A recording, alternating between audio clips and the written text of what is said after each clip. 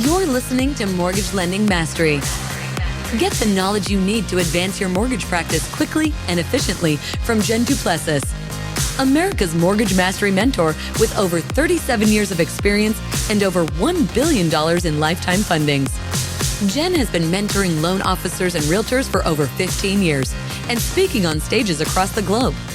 So settle in and get ready as Jen and her guests share their experience, passion, and strategies to help you crack the top producer code to reach new heights in your business. And now, here's your host, Jen Duplessis, Mortgage Mastery Mentor and head chick in charge of Kinetic Spark Consulting. Hey everyone, and welcome back to Mortgage Lending Mastery. I am delighted today to introduce our two guests. Now, it's really funny on our podcast. We've done a couple things, oh, by the way, we just celebrated 8 years, 4 days ago. We're recording this on, I take it back 5 days ago. We're recording this on January 5th, 2022. And we just celebrated 8 years of this podcast on the 1st. And in that time, we've done a mastermind. I have interviewed two people on two separate screens. And now I'm interviewing two people on one screen.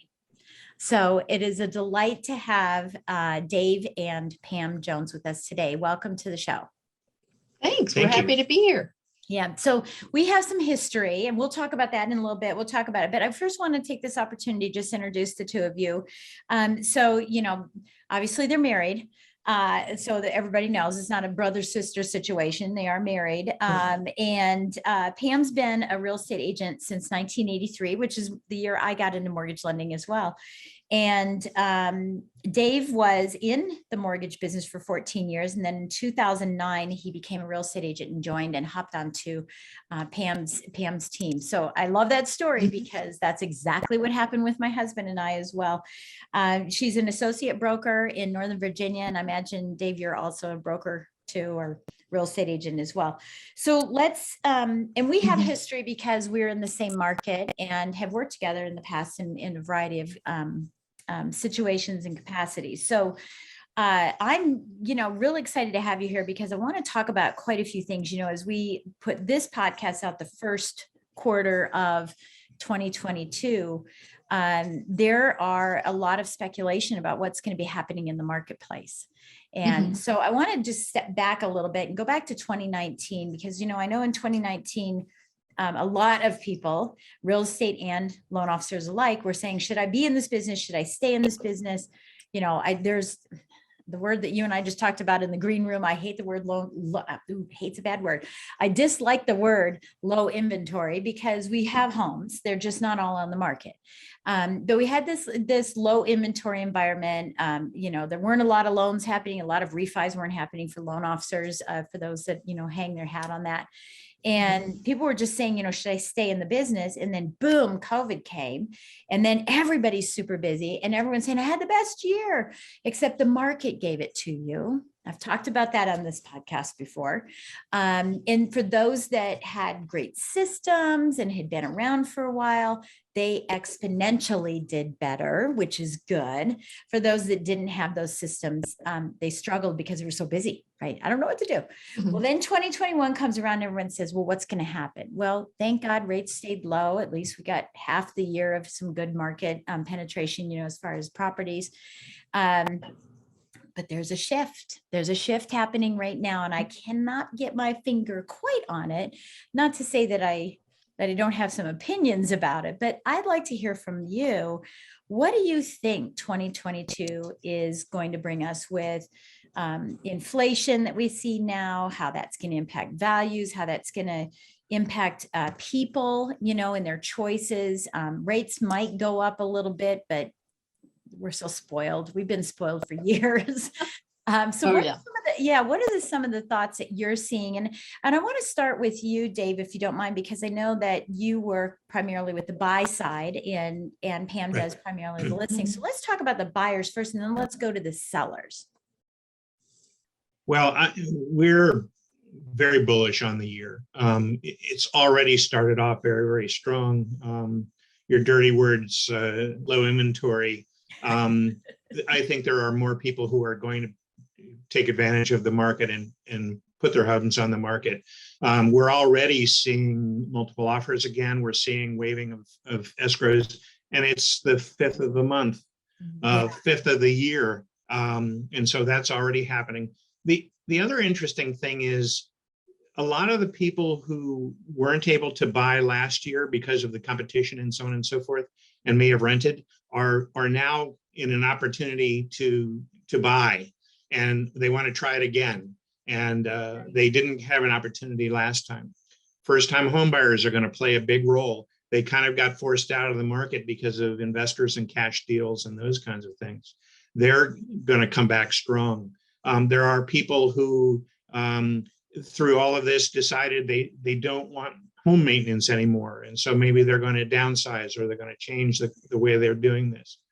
There are also people who were quarantined with people who, if they have to be quarantined again, these aren't the people they want to live with anymore. Right. And so there's a market there for people.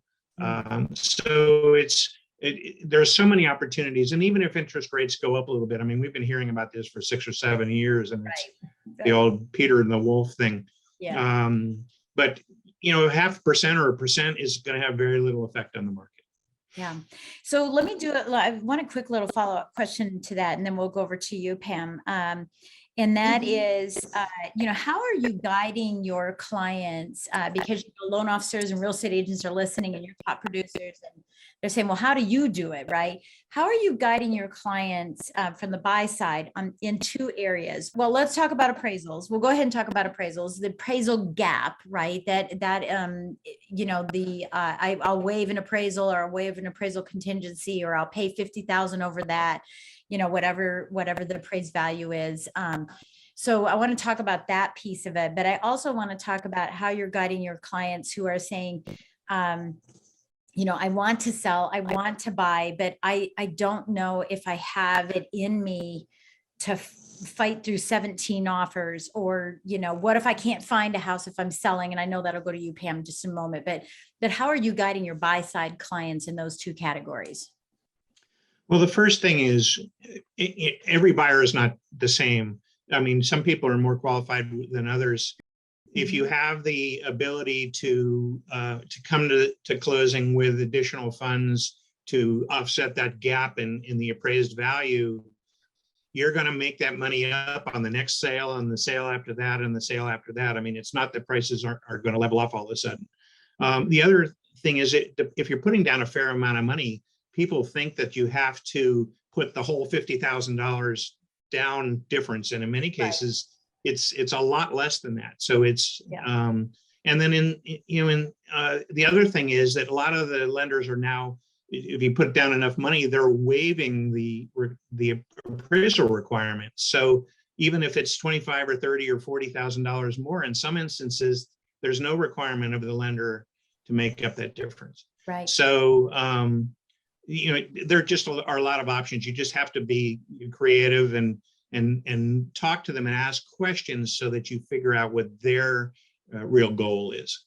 Okay, awesome. Thank you. Thank you. And Sure. then how are you guiding people as far as the multiple offer piece of this? Well, there are a few things. I never ever thought we would have an experience where people were buying houses sight unseen. Yes. I'm from a military background, an Army brat, and it was not unusual that when you got transferred every 2 or 3 years that you might have to rent sight unseen. But the idea of buying it is I mean, there are protections that a buyer still has. But the other thing is that being flexible, allowing the sellers to have rent backs, it makes your contract stronger. Having home inspections either in advance or the whole idea of a void only home inspection, where you either after the home inspection take the house the way it is or you don't. Sellers don't want the long laundry list of items anymore. Right. We already talked about appraisals. Financing used to be, as we well know, it used to be 30 to 60 days to get a loan, and now in many cases it can be done in a week.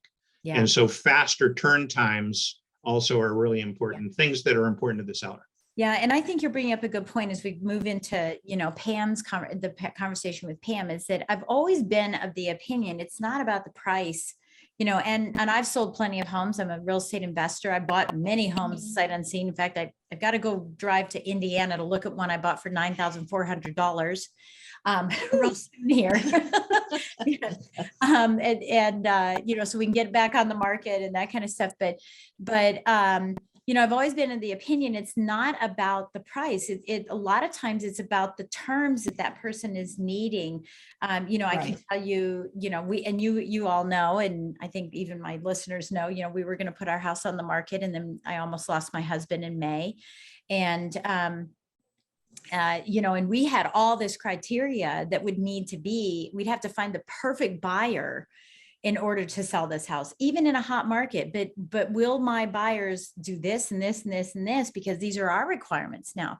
So right. We're willing to sacrifice price to get the circumstances. So let's talk about that for you then, Pam. What are you seeing it's obviously still a seller's market, Right.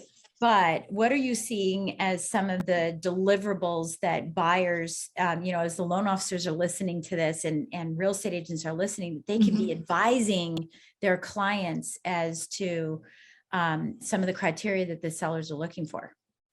Well, okay. Just to go back to the question that you thought you asked Dave about how do we balance timing? Very often we are asking our buyers to see if they can qualify without selling their properties. Or, the sellers, if they're buying, to qualify without selling, and also writing in 60-day rent back contingencies. Sellers are looking for little to no repairs, and we price accordingly. Obviously, I've had homes that escalated a large amount because we priced it really low because it was in horrible condition, but people were willing to bid against other folks. And then there are those that we've priced at the top, what we thought was the top of the market at the time, and it still has escalated over the last 2 years to a higher price. So mostly my job is just to make it as stress-free as possible. So to find out what the motivation is, what their timing is, helping them actually help people get signed up with me far in advance of placing their homes on the market. So then we have time to put the house in condition or not, and help them with their destination needs or not. If they're moving out of the area, place them a great referral with an agent where they plan to move. If it's one of those people don't want to live together any longer, help them with how do you go through this process without creating enemies? So it really is about the determining, what their real needs are, what their motivation is, and then plan accordingly around that. Yeah. Well, you guys have brought this up a couple of times. Are you seeing more and more divorce situations than you have in the past? Yes. And we're also working with people who are advisors to folks who are planning divorce, who say my pipeline is full. Yeah. There will be homes that will be coming on the market, and I'd like to refer you to them. Yeah. Yeah. Well, and the reason I was asking you that is, so I was a certified divorce lending professional, a CDLP, and I actually coach CDLPs right now. I'm part of that whole process of coaching, and there is a certification for real estate agents as well.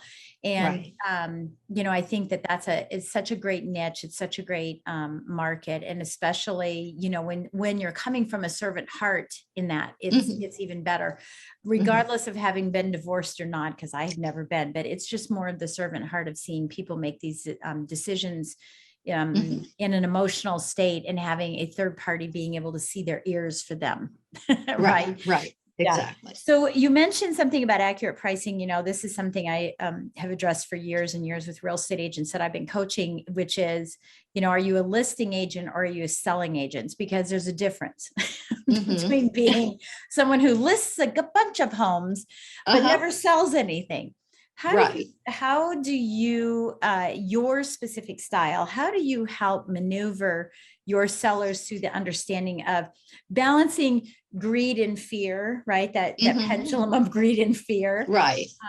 of saying, hey, look, well, my neighbor sold it, so I should be able to, and I'm going to get top dollar. How do you balance that? How do you guide them through that?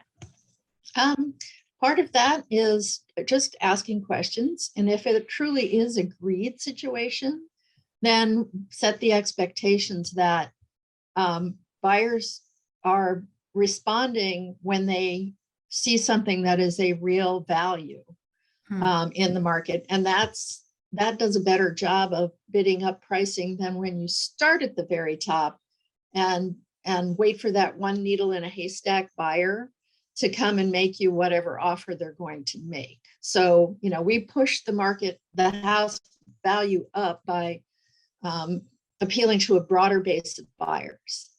And that in today's market is really what is driving prices upward, is that broad base of buyers compared to the very small group of sellers. Yeah. And also sometimes I decide not to work with them if greed is their only motivation. That was going to be my next question. How many do you say no to? Because, I think this is something, regardless of what, the scale of someone's practice, when someone's first in the business, they want everything, mortgage or real estate. And as you get, further down the road, you're more apt to say, I don't need to work with everybody, but so speak to the person who's a brand new real estate agent who says, no, I hear you, but you can say no, but I need to say yes. What does that do to their credibility, their reputation, their lives, their career when they start that way from the very beginning? Right.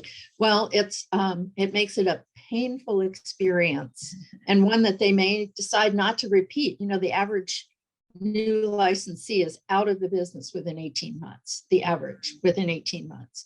And so that not only does it put you in a negative mental state, keep putting up with the constant questions, problems, phone calls, emails, takes away time from developing business with people who will do what you advise them to do, rather than taking all of your time listening to their complaints. So, you just think about freeing yourself up for other opportunities when you can let someone like that go. Yeah. So the term I use for that is work with people that complement, not complicate you and your practice. Exactly. Right? Exactly. And I have a cancellation clause in my listing agreement that goes both ways. The seller can give me 2 days notice. I can give them 2 days notice. Yeah. So, and that's key. Makes it easy. That's super key. I love it. And then I love that you said that too, because, as we kind of, because I want to switch into some relationship questions, as it relates to loan officers and other referral partners that you have. But before I do, one of the things that I know that you all want to give away is a managing expectations chart. I don't want to leave that topic because you are talking about managing expectations. So we'll make sure that we have a link or your email in the show notes so that people can get the managing expectations chart that you use in your listing side, or both sides. Is it both sides? Kind of. Mine's it's the listing side. We have a different chart for the buyer process. Actually, we have an entire booklet that has managing expectations, frequently asked questions, and the process. I can offer the entire thing. Okay, awesome. Oh, that's great. That's wonderful. So let's go into talking about some relationships and things like that. You just mentioned something, in your listing agreement. And I loved hearing this because I preach this constantly with my clients, my coaching clients. And that is that whenever we're meeting, we have all of us had to have this tendency, at least in the beginning, right? We have this tendency that says, oh, goody, I'm having a meeting with somebody. And whether it's a referral partner or whether it's a client, and we're just so excited.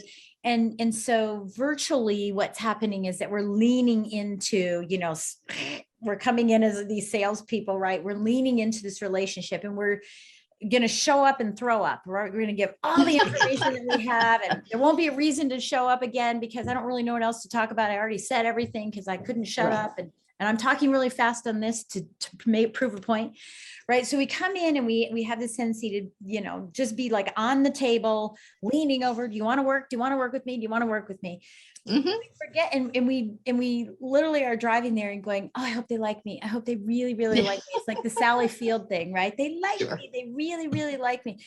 But we fail to remember that we need to like them. And so to create a neutral relationship, you know, a neutral meeting, I've always kind of set up expectations saying, here's what's going to happen in this meeting. Not like that, but hey, thanks so much for meeting. You know, I know that there could be 3 outcomes in our meeting today. One is always alternative first. One is you decide that you don't want to work with me, and that's okay. Mhm. And I think actually saying that to someone Uh-huh. allows for us to say, it's okay if we get rejected. Right. Right. So it's right. okay. You may say no, and that's perfectly fine. You may Mhm. say yes, and that would be perfectly fine as well. However, the third option is that I may decide that this is not a good fit for me.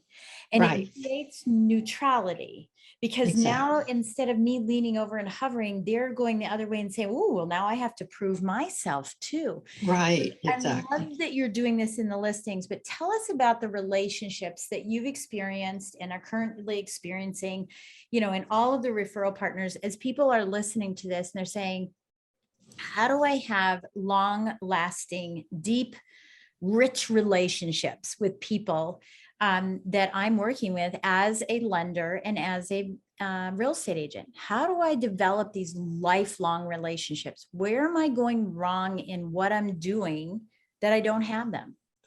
I think the first thing Loaded, isn't is, it? That's loaded. The whole No, story is it's loaded. yeah, no worries. We do this all the time. I believe the first thing is showing true interest in them and asking questions about what's important to them.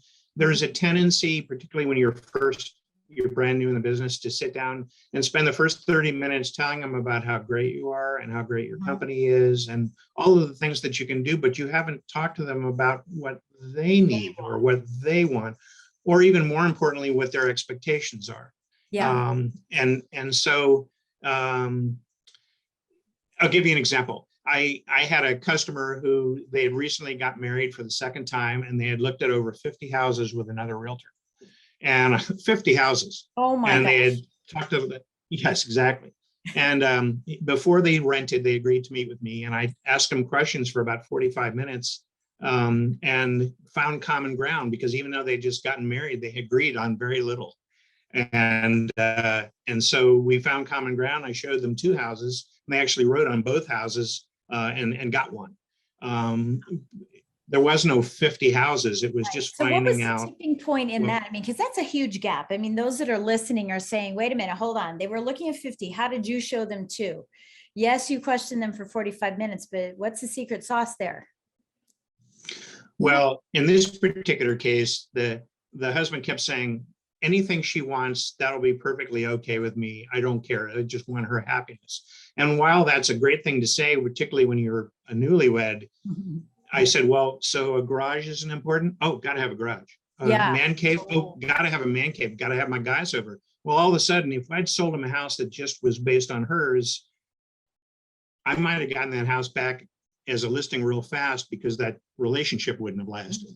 Right. Whereas finding out from him and narrowing it down, and the wife is actually pleased because she didn't want a house that was just what she wanted. And but I wouldn't have known that if I hadn't asked questions. Yeah. So he was basically playing, what did they call it? Switzerland, right? He was being Switzerland. He was just saying, Yeah, whatever exactly. she wants is fine. And it's so frustrating.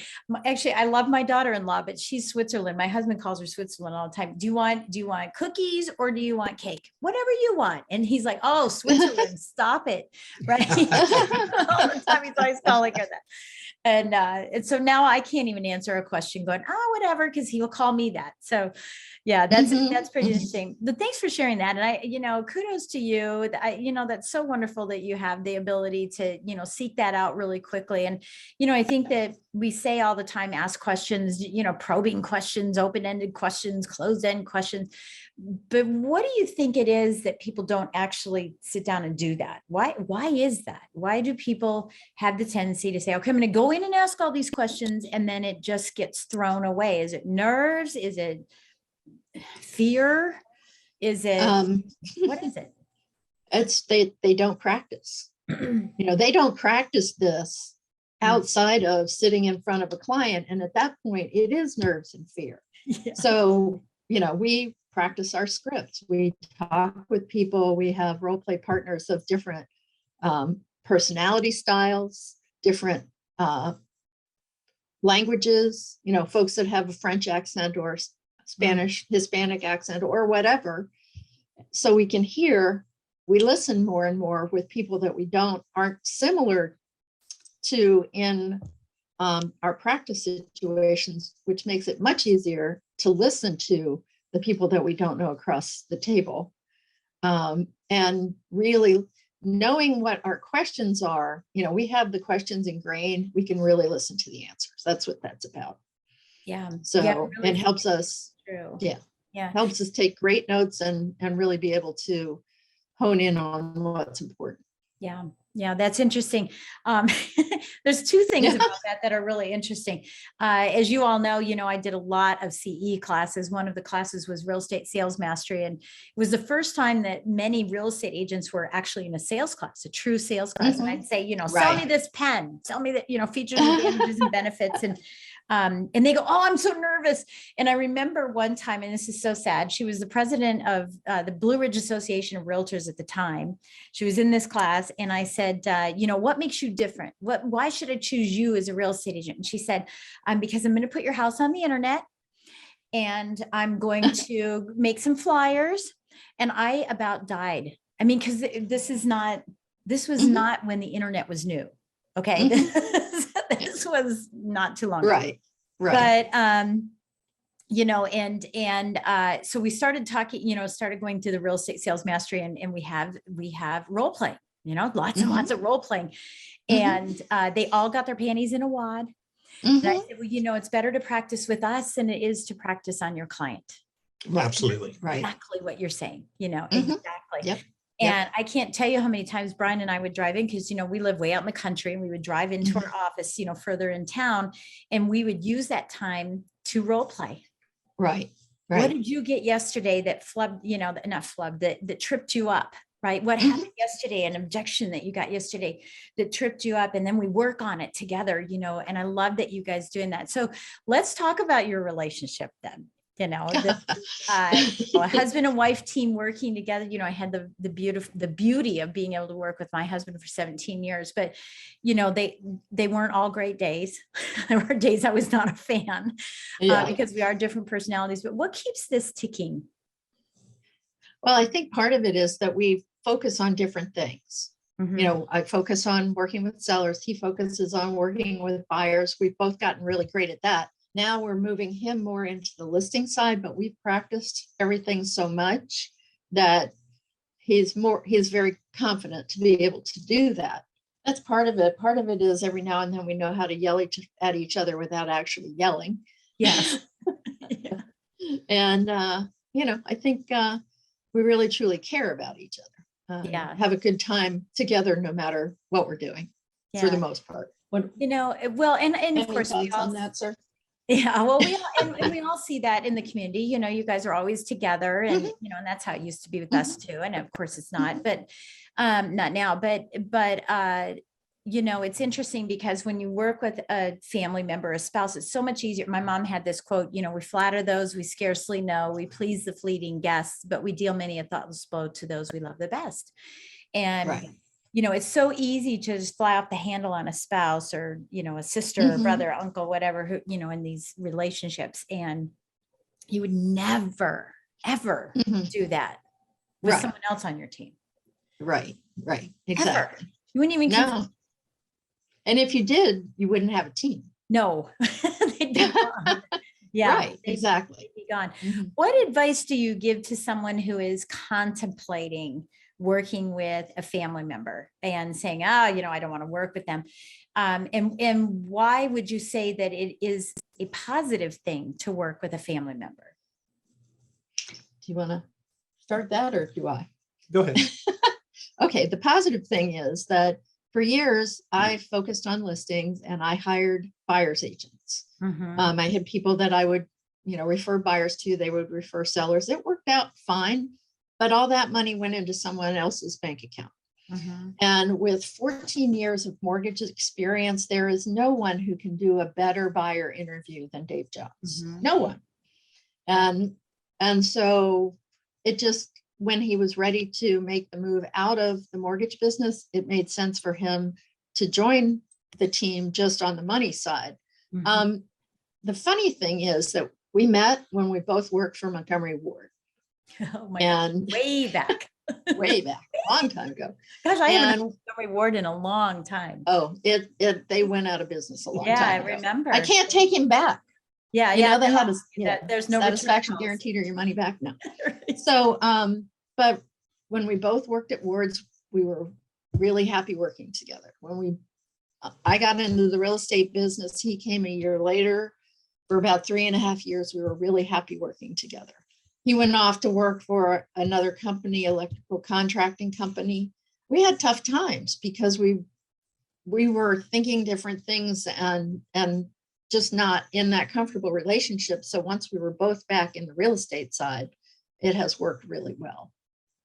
Yeah. I think you probably experienced some of this in your 17 years with Brian. Just understanding the pressures and understanding all of the things that are involved in the job and dealing with the public allows you to empathize a little bit differently than, oh, you're just complaining. Right. You're working again. Oh, why do you have to take the phone call? Right. So there's a Right. reality. Yeah. Yeah. No, Exactly. How do you separate yourselves as a unit from business and become husband and wife? Are That's you a great doing that by question. choice? Are you making sure you do it? Or just as happens when it happens? But how do you disconnect? Both of you unplug at the same time and become a husband and wife? We work Monday through Friday at generating business. And when on the weekends, if there is someone who is willing to sign something, we will work on the weekends. But only if it is a very motivated client and only if it is time restricted. Actually, we take most Sundays off. So we do have Sunday and we do family things on Sunday. But the other thing we do is we go on cruises. Yes. And we don't buy the internet package and we don't use our phones. So we are not in touch with people. And we have great staff who can back us up and a great broker who covers if there's an issue. So, that's really a good point as well is, there was one thing I wanted to say about this too. One of the things that we loved about working together is, and really we had our son on our team for years, and then now he's a multi-millionaire. And we had our daughter didn't have our daughter. She didn't want to get in the quicksand, but then she came in the quicksand. And so now she's on the team, although she's kind of leading the team, which is great because she's a millennial and she should be. And it's kind of neat. But one of the things that we found about working with family is there's a level of an accountability and integrity that you can't always find with a team. Now, I'm not saying a team doesn't have it, but for us, just goes without saying. So I want to transition just for a moment as we finish our time together into how you created a team, because you just mentioned, we have a great team that watches out for us. We created this beautiful foundation that allows us to go be ourselves, right? So in the absence of having someone who's a family member and you're growing a team of people that you want to feel like family, what are some of the tips that you could give people in talent searching, onboarding, systems, communication, management, accountability? I'm not saying all of those that you need to talk about, but what are some of the things that you think make your team special, just magical? Actually, our team is the two of us and a really incredible assistant who is a licensed agent and whose top priority is customer service. So she and I share our email and all communication. She is aware of all of the phone calls, all of the emails, everything that's going on in a transaction. And I take the lead on most things, but she does all the back end stuff, she does the photos, Yeah. sign orders, all of that good stuff. But she is spectacular at customer service. In fact, she was our office broker's assistant for 3 years, saw that, agents were making a lot of money. She ought to be able to get a real estate license and do that as well. Failed miserably. And then before she left real estate, I asked her to come be a team member. And I had done that with a previous assistant who stayed with us for 14 years before she retired. Yeah. So, looking at for a real estate professional, great customer service and work ethic, somebody that shows up every day. Yeah. The other thing I would say is compensating them for their value. We're in mastermind groups where the agents are forever looking for new assistants. They come on board, they last 6 months, then you have to start the process over of retraining them. And it's just a nightmare. And, had they spent a little more and gotten a different skill set, then it pays for itself many times over by not having to constantly retrain people. And then there's a trust that allows us to go in that cruise and have a life beyond real estate. Yeah. So when you're talking about customer, obviously, I mean, for me, customer service is everything because, well, I call it customer experience, but customer experience is everything. And having someone, because you can't train that, that's just innate. You can always train on the mechanics of real estate, the mechanics of lending. You can always train on that.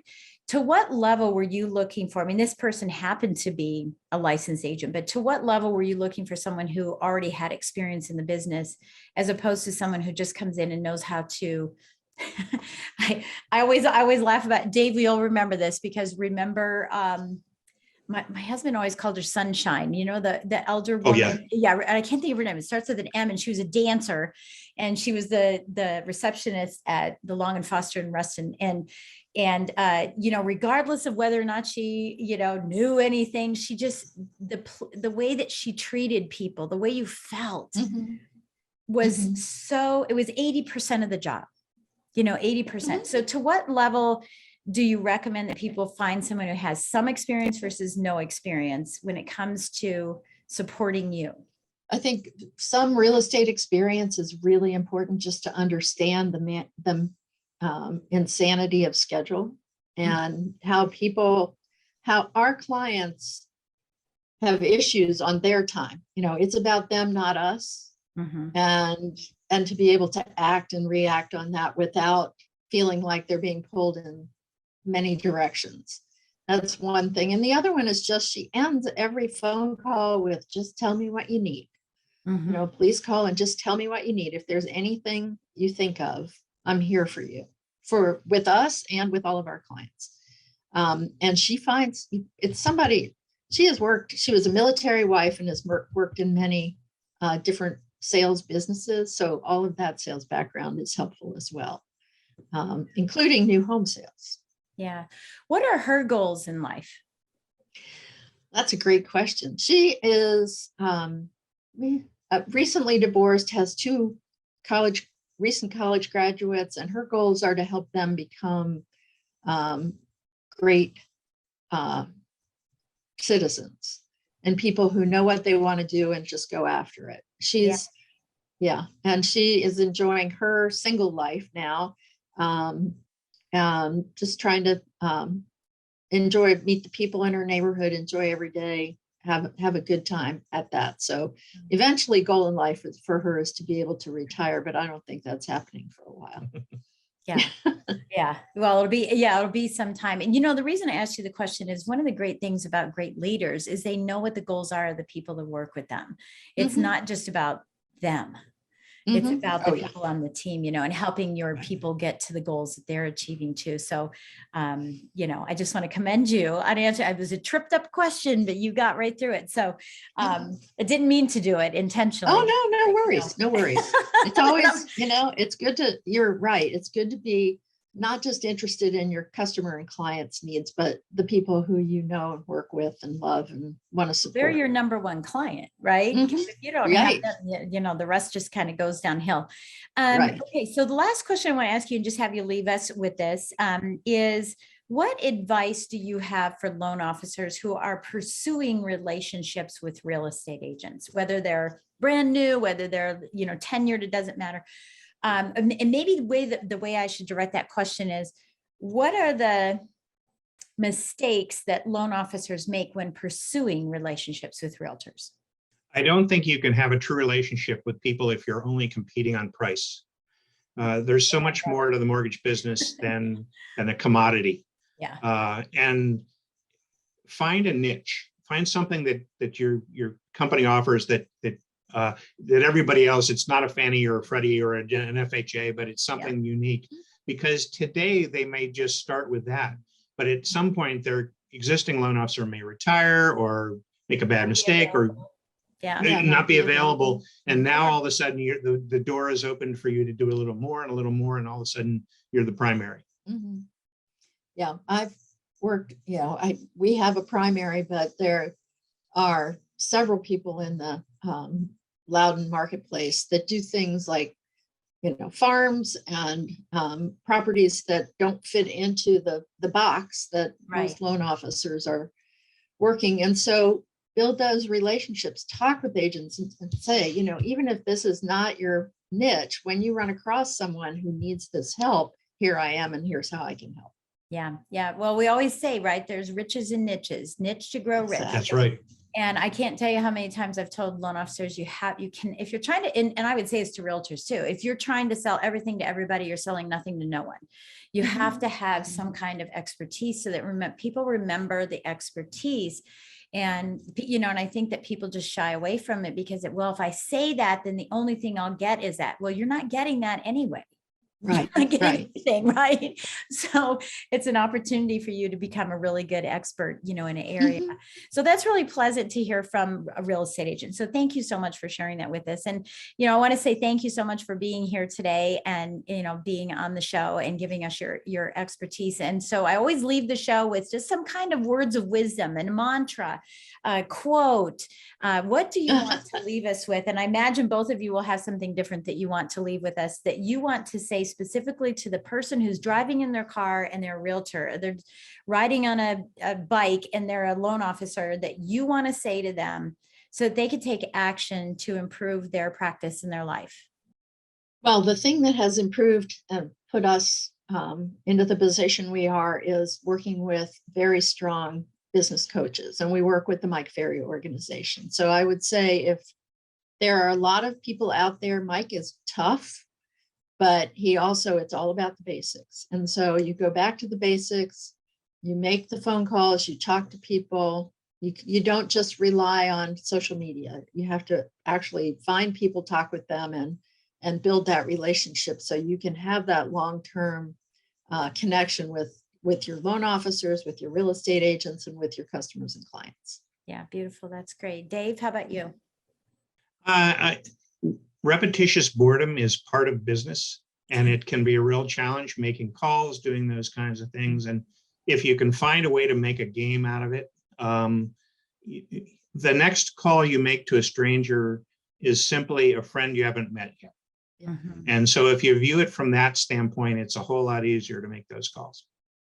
Beautiful. And it's interesting because both of you are talking about lead generation, about client acquisition, and I think that that's something that people are, so consumed with the process, and all of these are important. I get it. But the bottom line is, if you open up a business and you haven't told anybody about the business, I always call it, see the people, tell the story, see the people, tell the story, see the people, tell the story, right? See more people, tell more stories. And, it's all about client acquisition. So I love that both of you led into that particular thing. So, as we start 2022, I think this is a very, very good topic for everyone to know about, is it's time to dig into your database, stop neglecting them and start nurturing them. And see the people, tell the story, and ask for other people to see so you can tell further stories. So thank you so much for being here today and sharing all of this beautiful wisdom. We really appreciate it. And the best way to get in touch with you, if someone wants to get in touch with you, is how? The best way is to call or text. My number is 703-587-7440. And I'll make sure that you get Dave or me, whichever one. Okay. works. Sounds great. And we'll be sure Okay. to put your number in the show notes as well. So again, Okay. thank you so much. And I want to tell everybody again, thank you. You know, if this was your first time watching, welcome to the community. If you've been listening for quite some time, thank you so much for your patronage. I appreciate, you know, this 8 years of celebration that we've been having here. And Wow. who knows how long it's going to go, right? In podcasting, it's crazy, but you know, I appreciate every one of you who are listening and that you shared other people. And I always appreciate your feedback. So thank you so much for those of you that, you know, are texting me or instant messaging me and saying, oh my gosh, I love that podcast. Let me know, you know, what is important to you. And if you have questions about coaching with me and being part of my community, please text lending to 26786. Again, that's lending to 26786. And last but not least, be sure to subscribe to my YouTube channel where you can watch us talking all the time. And we have great information there as well. So until next time, I'll see you later. Thanks for listening to Mortgage Lending Mastery. Be sure to subscribe to hear more sales tips, ideas, strategies, and tactics to help you with your personal and professional growth to multiply your results in record time. And if you like what we're doing, don't forget to give us a rating and review so we can continue to bring you the best content possible. Wanting more beyond the podcast? Join our Mortgage Lending Mastery membership community, where you will find extended interviews with our favorite guests, weekly training, tips, and insider secrets, fireside chats with Jen, free content, meet, share, and collaborate with other members, and so much more. Click the link in the show notes to learn more about this exclusive content. Mortgage Lending Mastery is an Industry Syndicate charter podcast. Industry Syndicate is the first podcast network specifically for the mortgage and real estate industries. Get the Industry Syndicate app in the App Store or Google Play today.